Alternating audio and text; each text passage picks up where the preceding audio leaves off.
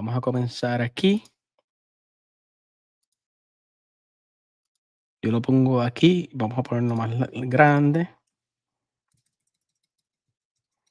Ahí yo creo que se ve bastante bien. Vamos a ver. Sí, vamos a ponerlo un poquito más.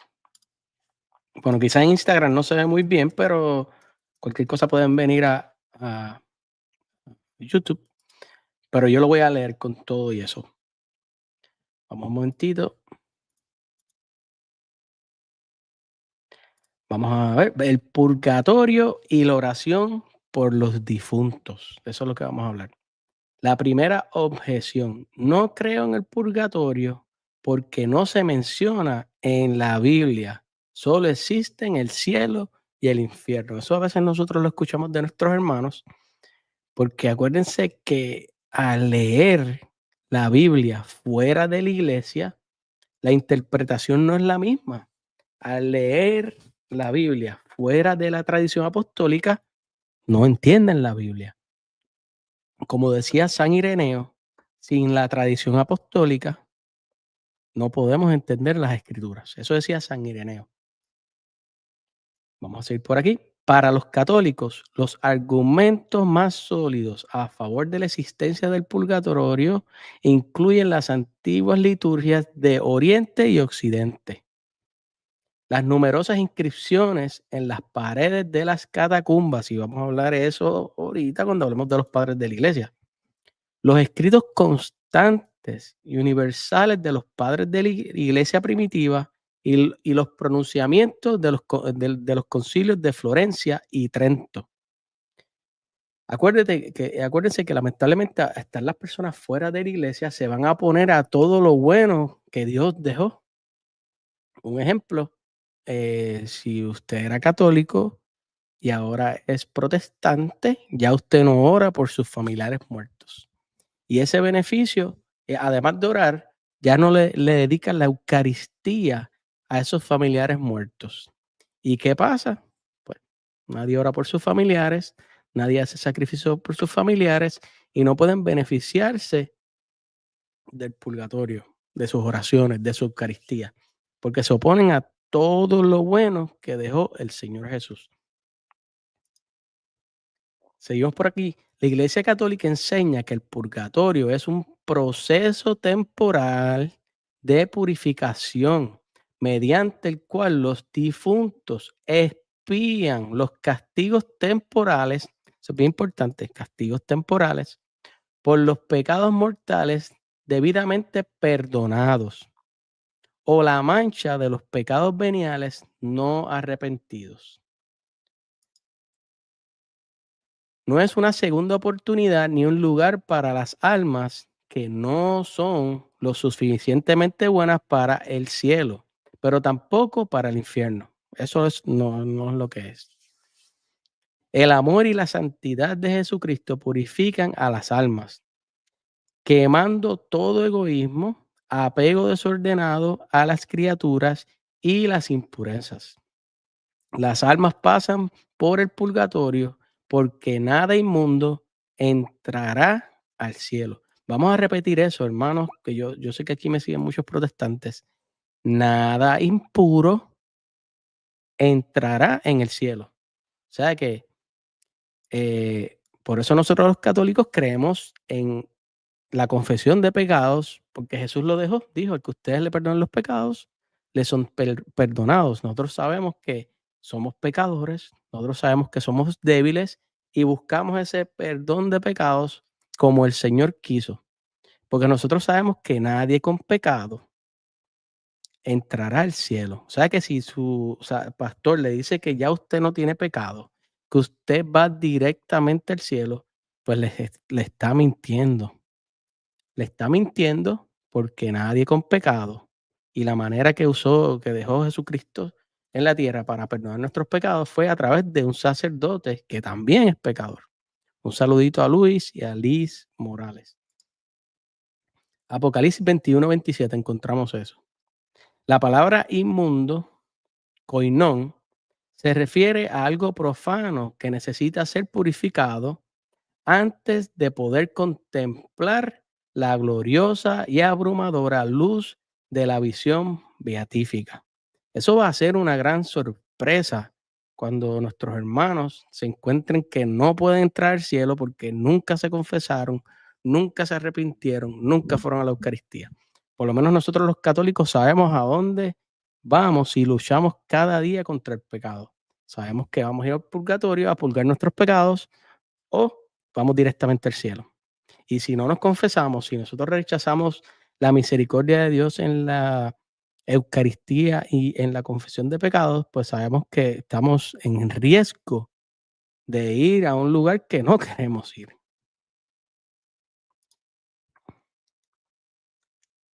Un segundito. Hermanitos, acuérdense darle like, por favor.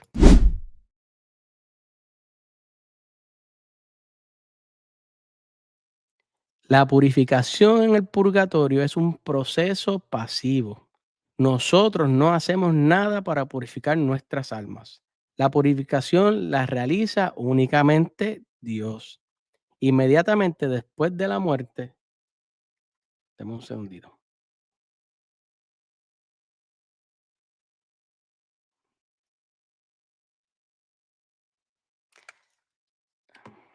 Inmediatamente después de la muerte, el alma aparece ante el tribunal de Jesús. Está establecido que los hombres mueren una vez y después el juicio, Hebreos 9:27. Este juicio implica la purificación de todo, madera, heno y paja, y el refinamiento de todo, oro, plata y piedras preciosas. Primera de Corintios 3:13. Todo esto ocurre antes de que el alma entre en el cielo. Todas las almas que pasan por el purgatorio están destinadas en última instancia al cielo. O sea que, hermanos amados, luchemos cada día por hacer buenas obras, ir a la penitencia, pero si nosotros caemos en el purgatorio, sabemos que estamos salvos, estamos salvos. Un saludito a Agustín Brillazuela en Instagram, un abrazo, gracias a Instagram, los de Instagram que están ahí conectados. Me dejan corazoncitos o yo creo que son caritas, no sé. Seguimos por aquí. La iglesia no enseña formalmente que el purgatorio sea una región específica en la vida después de la muerte. No sabemos con certeza cómo funciona el espacio en la otra vida, en particular para los espíritus desencarnados. Asimismo, en lo que respecta al tiempo, en la vida futura opera una modalidad temporal diferente, llamada eviternidad, distinta del flujo ordinario de los acontecimientos en la tierra. Tras la resurrección general y el juicio final, el purgatorio dejará de existir y toda la humanidad estará en el cielo o en el infierno. A veces nosotros le tenemos miedo al purgatorio, pero el purgatorio es una misericordia. Aquí dice Pablo en Facebook, en qué parte de la Biblia menciona me imagino el purgatorio, que es en el video que le vamos a mostrar los padres de la iglesia y la Biblia. Gracias por su mensaje. Los cristianos pueden orar por las almas del purgatorio y ayudarlas mediante buenas obras y penitencias, especialmente la Santa Misa, la Eucaristía. Usted tiene su familiar que murió y un ejemplo, usted le dedica su Eucaristía porque la Eucaristía es el Cordero de Dios que quita el pecado del mundo. Pero si usted dejó la iglesia católica y usted ya no hace sacrificios para sus familiares, usted ha abandonado la fe, usted también abandonó a su familia. Porque ya, no, acuérdense que el pan de la iglesia protestante es un símbolo. Ese no es el pan de vida, no es el Cordero de Dios que quita el pecado del mundo. Pero si él pensaba en la magnífica recompensa que se reserva para quienes mueren en la piedad, fue un pensamiento santo y piadoso. Por eso hizo expiación por los muertos para que fueran liberados de sus pecados. Según de Macabeos 12:45. Este libro los hermanos no lo tienen. Cada buena acción de un justo tiene un doble valor, el del mérito y el de la satisfacción o expiación. El mérito es personal y no se puede transferir, pero la satisfacción puede aplicarse en beneficio de otros. Dios acepta los actos de caridad para aliviar el castigo temporal de las almas en el purgatorio. Y esas almas, al llegar al cielo, oran por nosotros en agradecimiento. Oigan, la comunión de los santos, acuérdense. Iglesia triunfante, iglesia peregrina, que somos nosotros, e iglesia purgante. Seguimos por aquí. Cabe señalar también que el purgatorio no es solo sufrimiento. Como el alma está más cerca de Dios que en la tierra, experimenta una alegría mayor. Claro que sí, porque ya estás ahí, te falta un paso. Ya no puedes pecar, ya estás cerca, casi cerca de Dios. Santa Catalina de Génova, en el año 147, en 1510, escribió en su tratado sobre el purgatorio. La comunicación incesante con Dios hace que su felicidad sea cada vez más intensa y esta unión con Dios se vuelve más íntima a medida que se eliminan los obstáculos que existen en el alma. En cuanto a la voluntad de estas almas, nunca pueden decir que estos dolores sean dolores. Vengo ahora, hermanitos. Yes, denle registrar el like.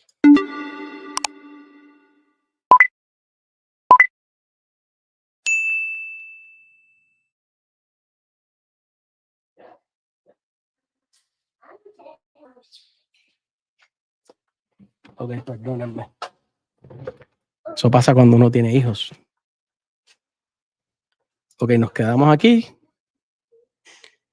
Ok, estos dolores sean dolores. Tan grande es su satisfacción con la voluntad de Dios, con la que sus voluntades están unidas en perfecta caridad. Aquí tenemos un ex protestante convertido, James Akin, que hace unos libros católicos, lo pueden encontrar en Catholic Answer, increíbles. Enumera otras ventajas del purgatorio. Libertad de pecar. Ya no tenemos eso cuando vayamos al purgatorio. Otra cosa yo le iba a decir, morirse. Un ejemplo, un católico, yo me voy a poner de ejemplo, yo lucho todos los días para no pecar. Y yo sé que ustedes también. Lucho contra mis debilidades. Cuando nosotros nos muramos, no vamos a tener ese problema. Ya no vamos a luchar contra la carne, no vamos a pecar. No importa dónde estemos, si estamos en el purgatorio, estamos en el cielo. Ya no hay pecado. Ya no hay esa lucha contra la carne. Libertad de deseo de pecar. Ya no vamos a tener ese deseo de pecar. Una mayor unión con Dios y con Cristo. O sea que morirnos no es malo. Acuérdense, morirnos es el puente de la vida a Cristo, a la vida eterna. O sea que hay que pasar por ese puente que es la muerte. Un segundito por aquí.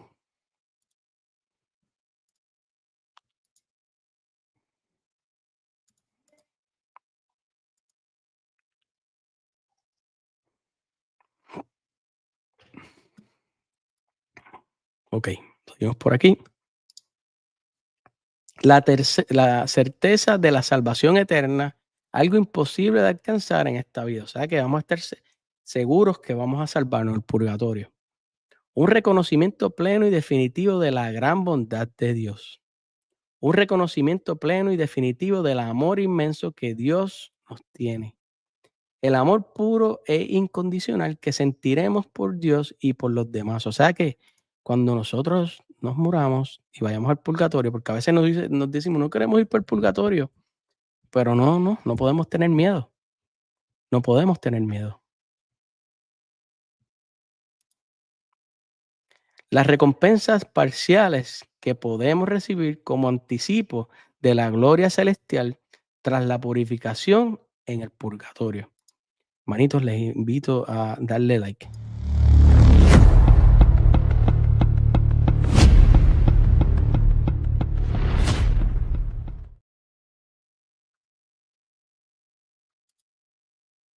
Segundito que se me salió.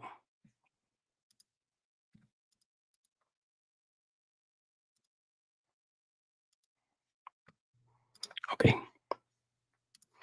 Ahora vamos a la segunda objeción. Sí, pero todo esto no tiene ningún valor porque la Biblia no menciona nada sobre el purgatorio. Ahorita vino un hermano protestante, gracias por su mensaje, que dijo que no había capítulos y versículos, que eso no estaba en la Biblia. Pues ahora vamos por ahí.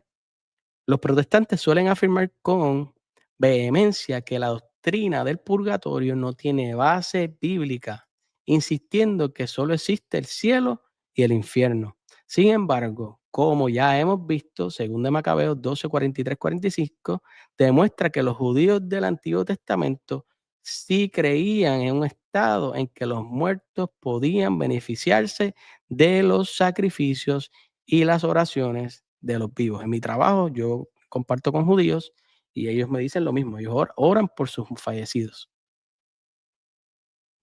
El texto completo de este pasaje dice lo siguiente: recogió una colecta, persona por persona, hasta alcanzar la suma de 2000 dracmas de plata y lo envió a Jerusalén para ofrecerla como expiación por los pecados. Recuerden, Jerusalén era donde se adoraba a Dios. Al hacerlo, actuó con gran rectitud y honradez, teniendo en cuenta la resurrección. Porque si no esperaba que los difuntos resucitaran, hubiera sido superfluo e insensato orar por ellos. Pero si esperaba la magnífica recompensa que se reserva para quienes mueren en la piedad, fue un pensamiento santo y piadoso. Es algo santo y piadoso orar por los muertos. Por lo tanto, hizo expiación por los muertos para que fueran liberados de sus pecados.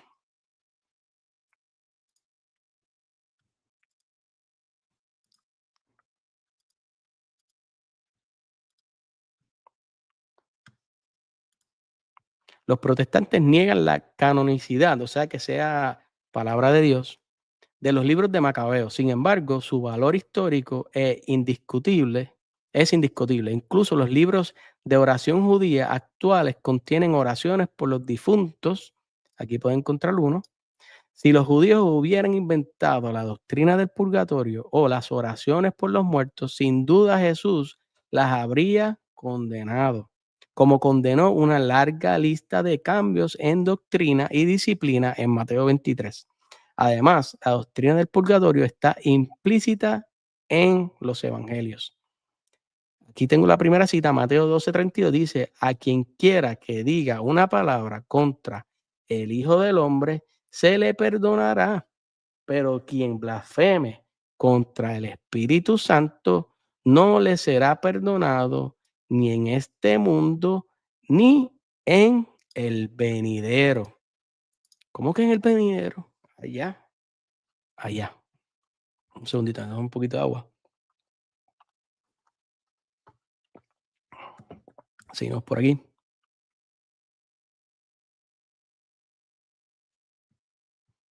segundito.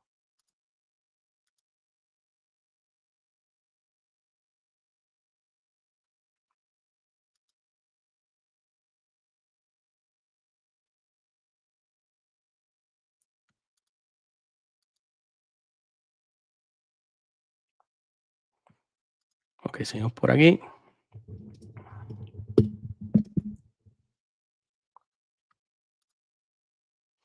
Según el Papa San Gregorio I el Grande, estas palabras de Jesús implican que hay algunos pecados que pueden ser perdonados en el mundo venidero o en la vida futura. Ahora bien, como esto no puede ocurrir ni en el cielo ni en el infierno, Jesús debía tener en mente otro estado, el que la iglesia llama purgatorio. Lucas 12, 47, 48. Y aquel siervo que conoció la voluntad de su Señor, pero no se preparó ni obró conforme a su voluntad, recibirá muchos azotes.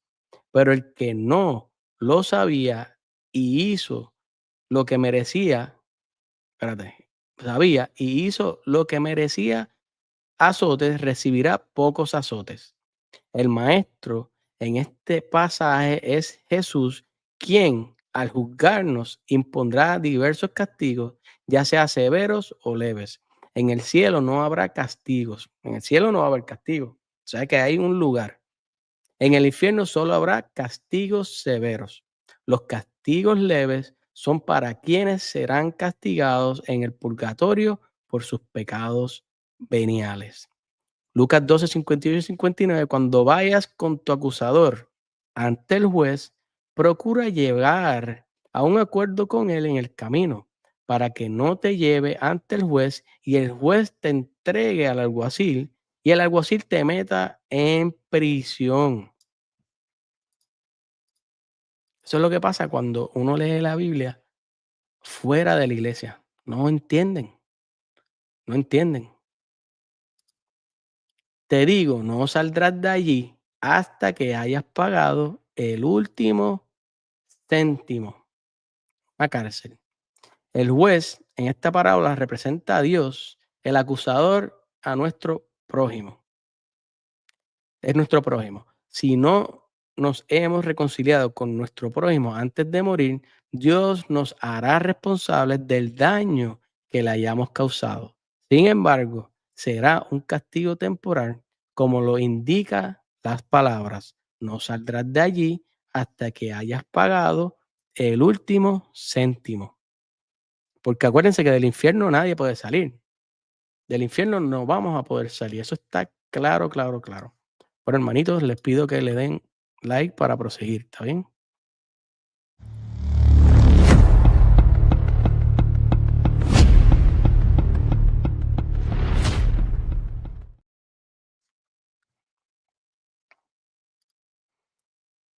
Primera de Corintios 3, 13, 15, que vamos a hablar que Pablo habla de una purificación. La obra de cada uno se hará manifiesta porque el día la revelará, pues será revelada por el fuego y el fuego probará de qué clase es la obra de cada uno. Si la obra que alguno ha edificado sobre el fundamento permanece, recibirá recompensa. Si la obra de alguno es consumida por el fuego, sufrirá pérdida, pero él mismo será salvo. Bueno, él mismo será salvo. Vamos a purificarnos, pero vamos a ser salvos. Ahí está la doctrina del purgatorio. Aunque como, aunque como por fuego, pero hay que pasar por la purificación. Ahí está.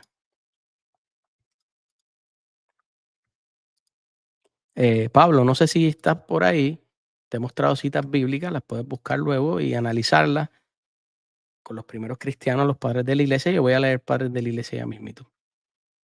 Las palabras, el mismo será salvo, aunque como por el fuego, indica un proceso temporal de purificación que tiene lugar antes de que el alma entre en el cielo. Perdones. Algunos protestantes argumentan que este versículo se refiere al purgatorio, que no se refiere al purgatorio, porque son nuestras obras y no nuestras almas las que serán probadas por el fuego. Puede parecer así a primera vista, pero es la alma la que sentirá las consecuencias de esa prueba. Esto se confirma por las palabras griegas para sufrirá pérdida, que es esta palabra aquí, semiotesetai, y que siempre se refiere a castigo. Las obras no pueden ser castigadas, solo las personas, nuestra alma, nuestro espíritu. Por eso San Pablo dice, recibirá una recompensa y sufrirá una pérdida. Hebreos 12, 22, 23. Pero vosotros habéis llegado al monte Sión, a la ciudad de Dios viviente, la Jerusalén celestial, a innumerables ángeles reunidos en fiesta, a la asamblea de los primogénitos inscritos en los cielos, a un juez que es Dios de todos y a los espíritus de los justos hechos perfectos. O sea que hay espíritus que son justos y que tuvieron que ser perfectos. La Jerusalén celestial está habitada por innumerables ángeles y los espíritus de los justos hechos perfectos. Estos espíritus son las almas de los justos, perfeccionados por los méritos de Jesús, gracias al misterioso proceso de purificación que la iglesia llama purgatorio.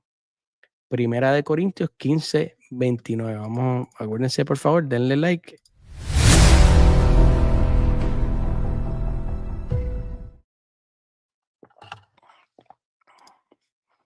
De lo contrario, ¿qué sentido tiene que nos bauticen por los muertos si los muertos no resucitan?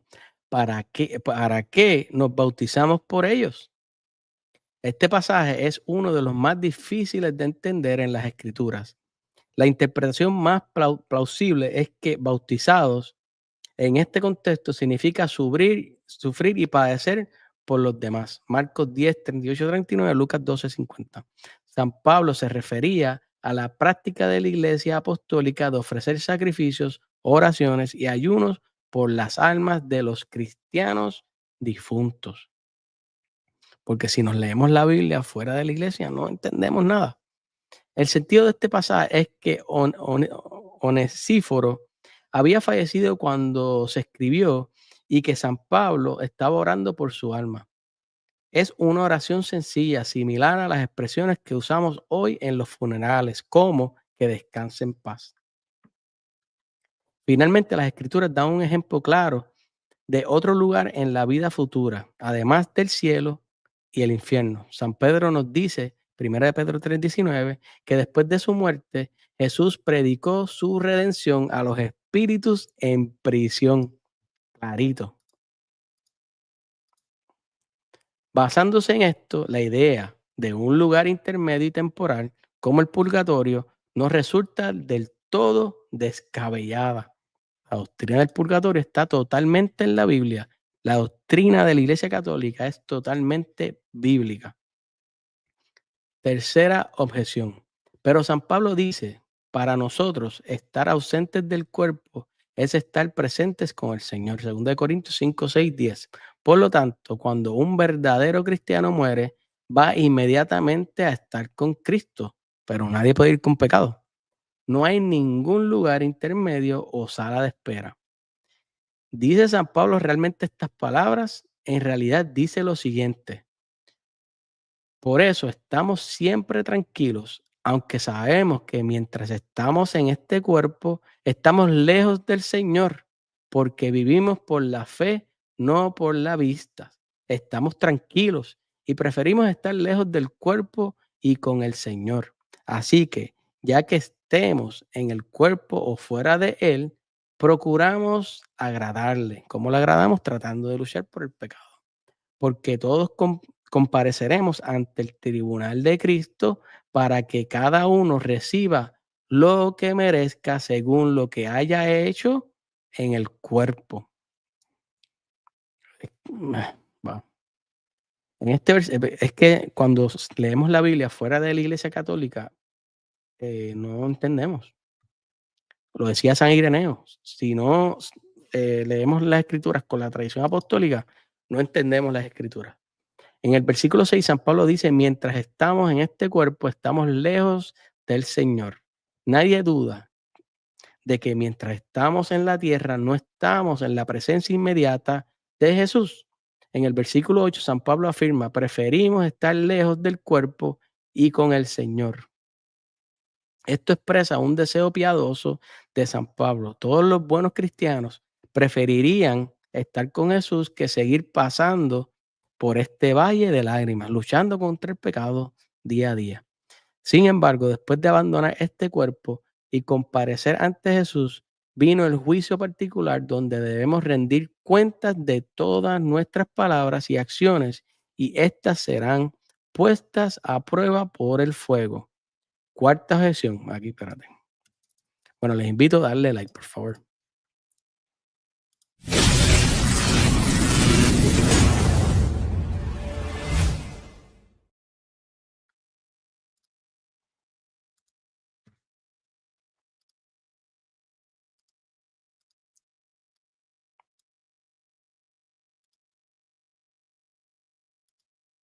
Ok, la cuarta sesión, pero el purgatorio es innecesario, pues Cristo pagó con su muerte en la cruz toda la deuda de castigo por el pecado.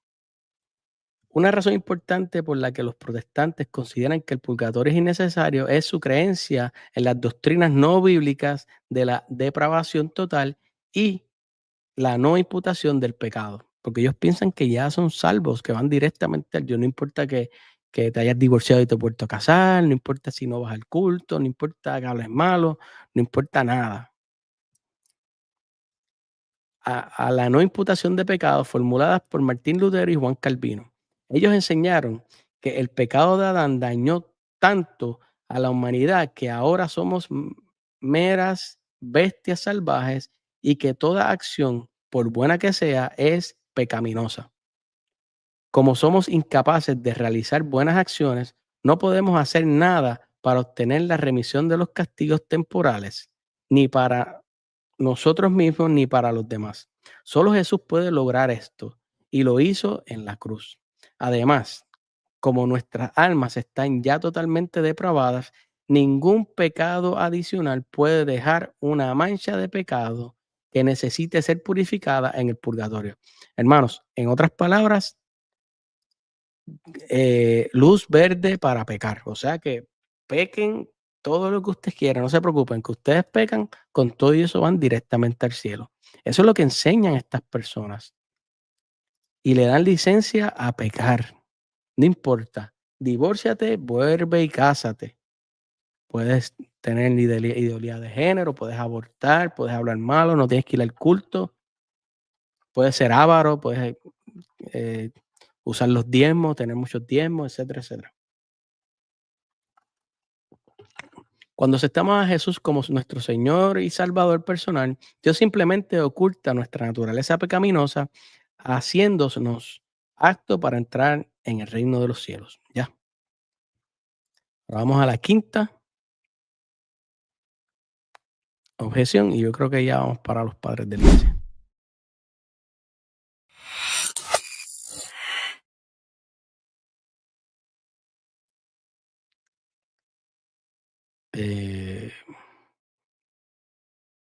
Espérate, yo creo.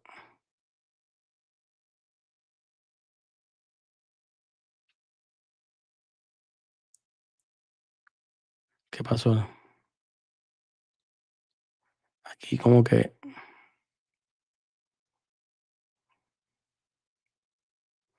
Ok, vamos a leer este párrafo aquí. Dice, la muerte de Jesús en la cruz fue sin duda suficiente para redimir a la humanidad y librarnos tanto de la condenación eterna como de cualquier castigo temporal adicional. Siendo así, ¿por qué los cristianos tienen la obligación de hacer penitencia para obtener la remisión del castigo temporal por el pecado? Una razón es que Dios puede dejar una deuda temporal pendiente incluso después de haber remitido la pena eterna por el pecado. No se vayan muy adelantados. La próxima clase va a ser de las indulgencias, que va a hablar de esto. Por ejemplo, la humanidad sigue sujeta a los castigos temporales del trabajo, dolor, enfermedad y muerte, aunque hayamos sido redimidos y bautizados. María, hermana de Moisés, fue perdonada por Dios por haber murmurado contra su hermano, pero Dios le impuso el castigo temporal de la lepra y 7 días de exilio del pueblo elegido. Números 12. A Moisés se le prohibió entrar en la tierra prometida después de haber sido perdonado por golpear la roca 2 veces en Meribá. Números 20:12. Del mismo modo, el rey David sufrió el castigo temporal de la muerte de su hijo pequeño, incluso después de haber sido perdonado por el asesinato de Urías. Segunda de Samuel 12:13. Eso lo vamos a hablar en el próximo capítulo. Sin embargo, cabe preguntarse por qué Dios impone penas temporales después de haber perdonado las penas eternas por los pecados. En primer lugar, se trata de cumplir con un deber de honor, de realizar un gesto de reparación, incluso después de que la verdadera reparación ya se haya completado. Yo creo que hablamos hace 2 o 3 días de Zebedeo, creo que se llama, que invitó a Jesús a la casa y le dijo, mira, voy a devolver todo el dinero, voy a dar a los pobres la mitad de mi bienes y voy a restituir todo el dinero que si me he robado. Pues, y él dijo, ha llegado la salvación a esta casa. Hay que restituir el mal que hemos hecho. La penitencia también tiene un efecto rehabilitador. Nos ayuda a aprender de nuestros pecados y a reparar el daño causado por ellos. Finalmente, la penitencia satisface nuestras necesidades innatas de lamentar las tragedias y el pecado, especialmente el pecado mortal, que es que es la mayor tragedia que puede afectar a una persona. La realidad es que la purificación purgatorial que sufrimos por nuestros pecados es, de manera especial, una consecuencia del sacrificio de Jesús por nosotros, es una misericordia. El sufrimiento de Jesús pagó el precio de nuestra santificación, desde el principio hasta el fin. Nos purifica Jesús para irnos al cielo santificado, porque con pecado no vamos a ir al cielo. El purgatorio es nuestra santificación final. Vamos a leerlo de nuevo. El purgatorio es nuestra santificación final. Si Jesús no hubiera sufrido, no habría purgatorio y por lo tanto tampoco habría santificación final. En cambio, habría una exclusión eterna del cielo. Ahora vamos a los padres de la iglesia a ver que si todo lo que yo hablé aquí lo, lo creían los padres de la iglesia.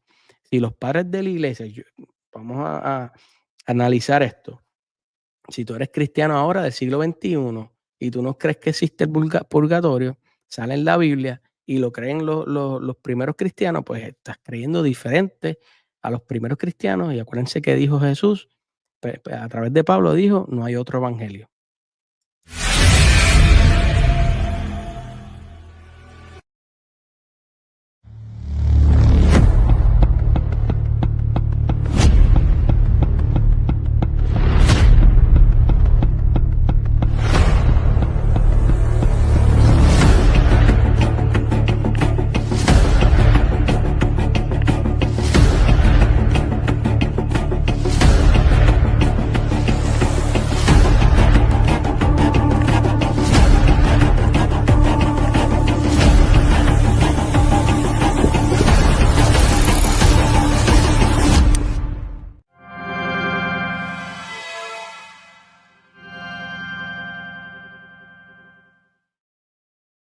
Gracias a todas las personas que estamos aquí, gracias siempre por su apoyo. Vamos poquito a poquito llegando a las almas que Dios quiere que lleguemos y dando la información bien importante, la tradición apostólica, que ahora vamos a leer los padres de la iglesia que es tradición apostólica. Dice aquí Tertuliano de la alma, aquí lo dice en resumen, si entendemos que la prisión de la que habla el evangelio es el Hades, y si interpretamos el último denario como la leve ofensa que se expía allí antes de la resurrección, nadie dudaría de que el alma sufre ciertos castigos en el Hades, sin perjuicio de la plenitud de la resurrección, tras la cual se recibirá la recompensa también en el cuerpo. O sea que cuando morimos vamos a recibir una expiación, lo dice Tertuliano, en el año 212. O sea que sí, yo sé que aquí este programa lo ven algunos protestantes, o sea que porque un cristiano cree diferente a mí, porque estaré mal yo, piensa eso, porque los padres de la iglesia piensan diferente a mí. Es importante que tengan eso presente. Seguimos por aquí, Tertuliano, de la corona, el sacramento de la Eucaristía, que el Señor mandó recibir en las comidas y por todos. Lo recibimos incluso antes del amanecer en comunidad, pero solo de manos de los presbíteros. Ofrecemos sacrificios por los difuntos. No tengo mi lupita. Bueno, piensen que tengo una lupita. Vamos a repetir eso. Ofrecemos sacrificio por los difuntos. ¿Qué sacrificios?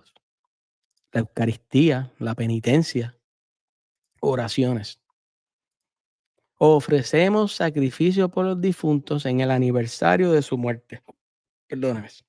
Tenemos sumo cuidado de que nada de la copa o del pan caiga al suelo. O sea que están hablando del sacrificio de la Eucaristía.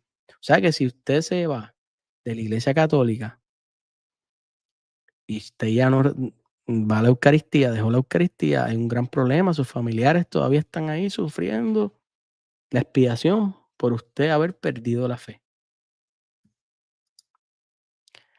Tertuliano, una mujer, tras la muerte de su esposo, está aún más obligada a no contraer otro matrimonio. De hecho, ora por su alma y pide que, mientras espera, encuentre descanso y participe en la primera resurrección. Y cada año, en el aniversario de su muerte, ofrece el sacrificio. ¿Cuál será ese? La Eucaristía. O sea que si nosotros dejamos la iglesia, además de abandonar a Cristo, abandonamos a nuestros familiares, para que sepan.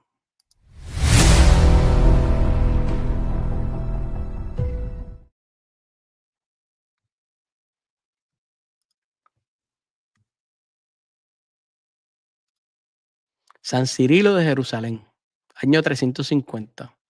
Luego hacemos mención también de aquellos que ya han fallecido. Primero, de los patriarcas, profetas, apóstoles y mártires, para que por sus oraciones y súplicas Dios acepte nuestra petición.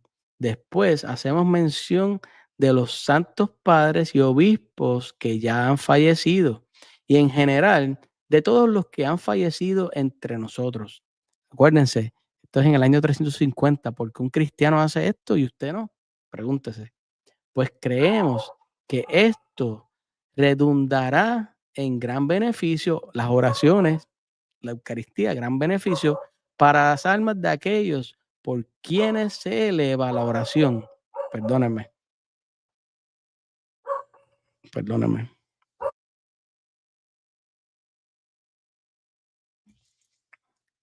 Pues creemos que esto redundará en gran beneficio. O sea que cuando nosotros dejamos la iglesia y dejamos la doctrina de Cristo, no estamos siendo beneficiados por lo que Él envió. Estamos dejando todo lo bueno. Gran beneficio para las almas de aquellos por quienes se eleva la oración mientras se celebra este santo y solemne sacrificio. O sea que cuando usted deja la iglesia católica, deja el sacrificio, la Eucaristía, usted también está dejando un gran beneficio para sus familiares. Qué triste, qué triste. San Gregorio de Niza, año 383. Después de la muerte, el alma adquiere conocimiento de la diferencia entre virtud y vicio y comprende que no puede participar de la divinidad hasta que sea purificada del pecado por el fuego purificador. ¿Por qué los protestantes no creen lo mismo que los primeros cristianos? Pregúntense, los que están aquí, ¿qué está pasando? Esto está bien claro, o soy yo el único que lo veo claro. Eso está clarísimo. San Juan Crisóstomo, año 392. Ayudemos a los difuntos y recemos por ellos. Ay, ay, ay. Ay, ay, ay. Si los hijos de Job fueron purificados por el sacrificio de su padre, ¿por qué dudaríamos de que nuestra ofrenda por los muertos les traiga algún consuelo? No dudemos en ayudar a los difuntos y en orar por ellos. San Agustín, año 400. La madre de San Agustín, Santa Mónica, en su lecho de muerte le dijo: solo te pido esto, que estés donde estés, te acuerdes de mí ante el altar del Señor. Asimismo le voy a decir a mi hijo: Diego, Itan, cuando me vaya de aquí, te acuerdas de mí en el altar del Señor. por favor. ¿Sabe que el sacrificio de la Eucaristía? San Agustín, año 421, dice, leemos en los libros de Macabeo, leen los libros de Macabeo, los primeros cristianos, los 7 libros que le quitaron los protestantes. Uy, que se ofrecían sacrificios por los muertos, pero aún si no se encontrara en ningún otro pasaje del Antiguo Testamento la autoridad de la Iglesia Universal, de la Iglesia Católica, que es clara en este punto, tiene gran peso, pues en las oraciones de los sacerdotes ante el altar de Dios se incluye la intercesión por los difuntos. O sea que está hablando de la oración de los difuntos, hablando del sacrificio de la Eucaristía y está hablando que la iglesia tiene autoridad. Ahora vamos al catecismo y terminamos. Gracias a todos los que han estado aquí. Oren por mí, yo oro por ustedes y oren por el canal para que esta semilla siga llegando. Compartan, denle like.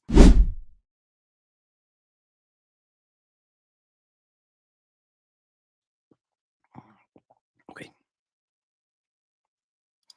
Catecismo Romano, 1566 dice, parte cuarta, capítulo sexto, las oraciones por los difuntos, para que sean liberados del fuego del purgatorio, tienen su origen en las enseñanzas apostólicas. La Eucaristía, sus beneficios se extienden no solo al celebrante y a los comulgantes, sino a todos los fieles, tanto a los que viven en la tierra como a aquellos que ya descansan en el Señor, pero cuyos pecados aún no han sido plenamente expiados. Pues, según la más auténtica tradición apostólica, la Eucaristía es tan eficaz cuando se ofrece por ellos como cuando se ofrece por los pecados de los vivos, por sus penas, sufrimientos, calamidades y dificultades de todo tipo. Eso es lo que nosotros hacemos cada vez que vamos a la iglesia los domingos.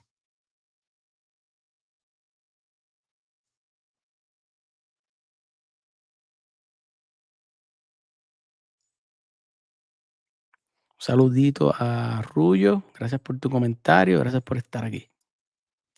Ahora vamos al otro, el catecismo del año 1992, el numeral 1032 dice, esta enseñanza se fundamenta también en la práctica de la oración por los difuntos, ya mencionada en la Sagrada Escritura.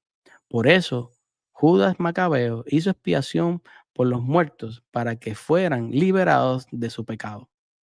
Desde sus orígenes, la Iglesia ha honrado la memoria de los difuntos y ha ofrecido oraciones en su favor, sobre todo el sacrificio eucarístico.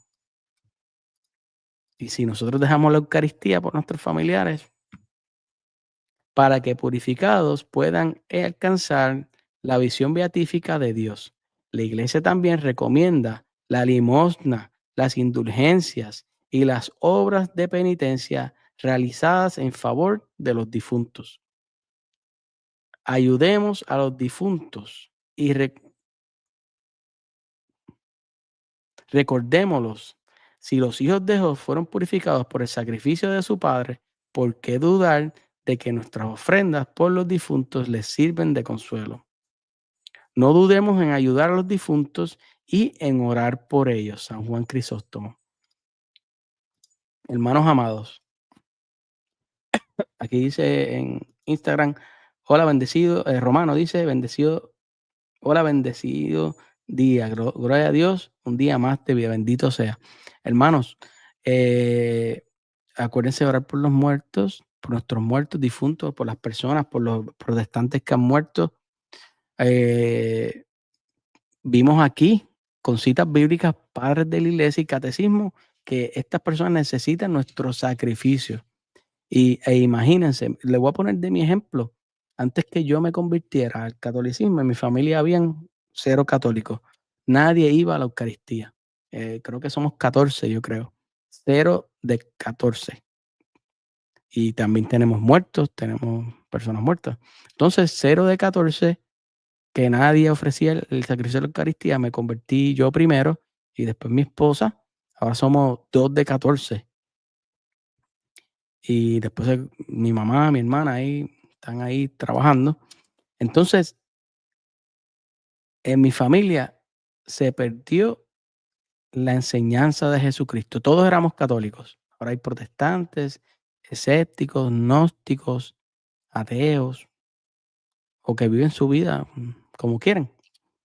Entonces, ahora mi familia, porque mis niños también van a hacer la comunión algún día y todas esas cosas, nosotros somos los únicos que vamos a poder celebrar el sacrificio y orar por los muertos y dar ese sacrificio como hemos leído en este libro. Este libro lo que ha dicho es que necesitamos de la Eucaristía para nuestros difuntos. ¿Ok? Hermanitos amados, vamos luego a hablar de las indulgencias. Después vamos a hablar del infierno, que muchas personas no les gusta hablar del infierno, pero vamos a hablar del infierno. Y luego de esto vamos a hablar de si adoramos a Dios el sábado o el domingo. Y vamos a ver cuánto quedan aquí, espérate. Mira lo que queda. Indulgencias, infierno, adoración en el domingo, estatuas, imágenes, reliquias, celibato, no llamen a nadie padre, ayuna, en la señal de la cruz, el rapto, el anticristo, crucifixión. Vamos a hablar un poquito de el Islam, cruzadas, Inquisición, persecución, jesuitas. Y ya terminamos. Ya prontito terminamos. Espérate, que aquí hay una preguntita. Dame un segundito. Un librito aquí. Dice aquí, hermano. Hola, yo tengo una pregunta, hermano. Yo fui bautizado desde nacimiento, pero me alejé de la iglesia hasta hace meses atrás, un año, medio año, para ser más exacto, pero hasta ahora surge en mí una pregunta. Después de leer mucho y atender de la gran misericordia de nuestro Señor Jesucristo, ¿será que yo he profanado el nombre de mi Dios por haberme llegado esta duda a mi cabeza? ¿Cuál es la duda? No vi la pregunta.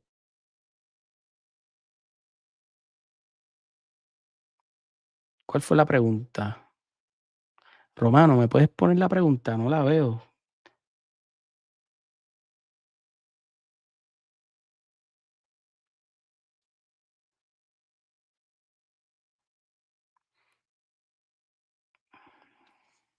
Vamos a ver si la pones, ok.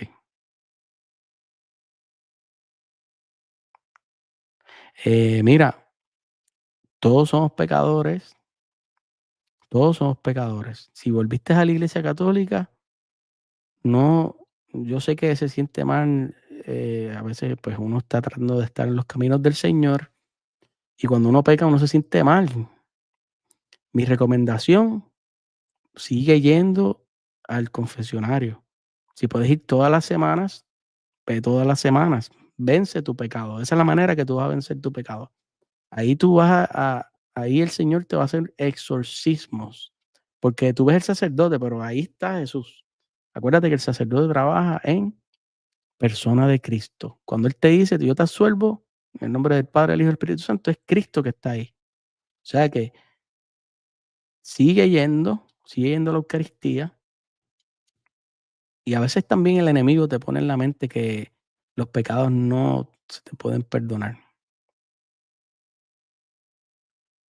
Dice aquí, creo que he tenido al diablo como padre. Entonces, el diablo podrá tener misericordia de Dios algún día. No, porque ya el diablo rechazó a adorar a Dios. No. Creo que está diciendo que si Dios tendría misericordia del diablo, pues yo creo que ya el diablo rechazó completamente a Dios y no lo quiso adorar. Eh, Sigue en oración. Eh, no, esas son dudas que tienes y preguntas, pero sigue adelante.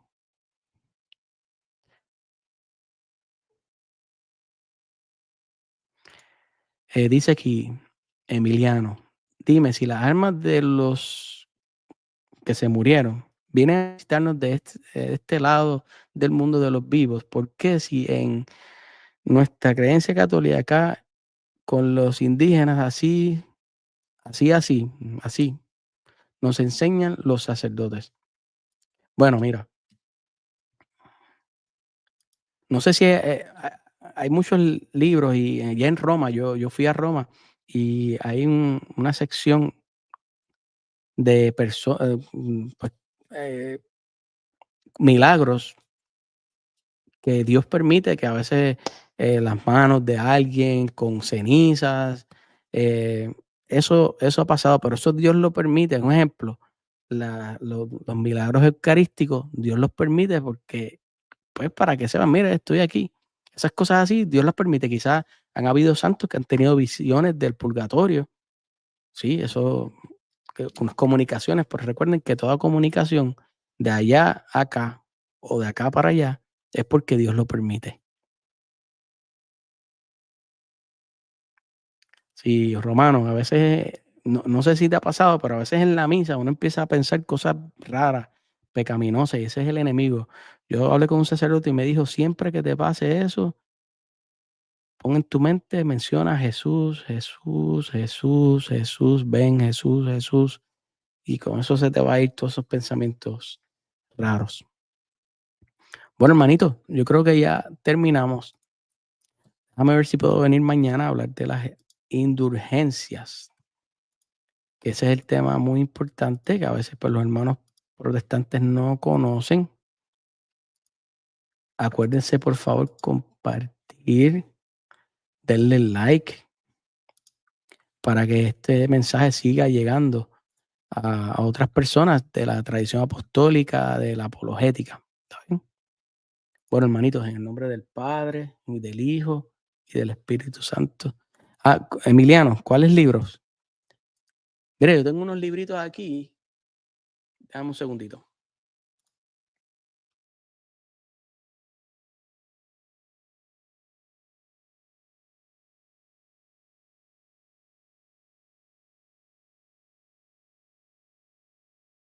Mira, este librito es muy bueno.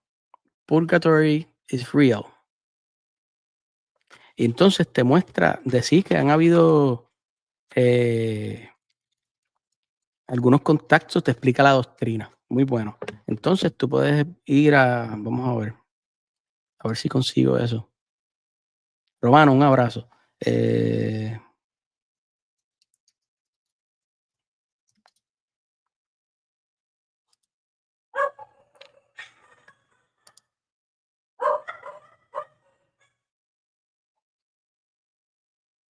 mira, vamos a ver.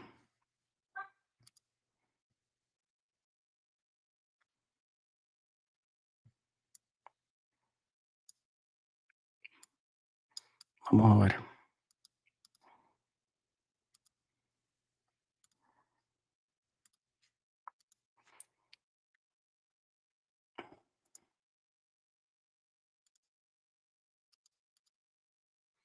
Mira, yo creo que esto es en Roma. Yo lo vi, mira, estas cosas así,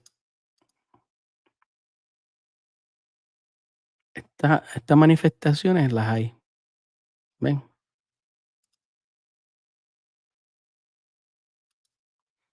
Al igual que la Eucaristía, que vemos milagros eucarísticos, también hay estas cosas aquí que aparecen, personas que piden oración, eso es porque Dios lo permite. Vamos a ver qué dice, ¿cuáles libros?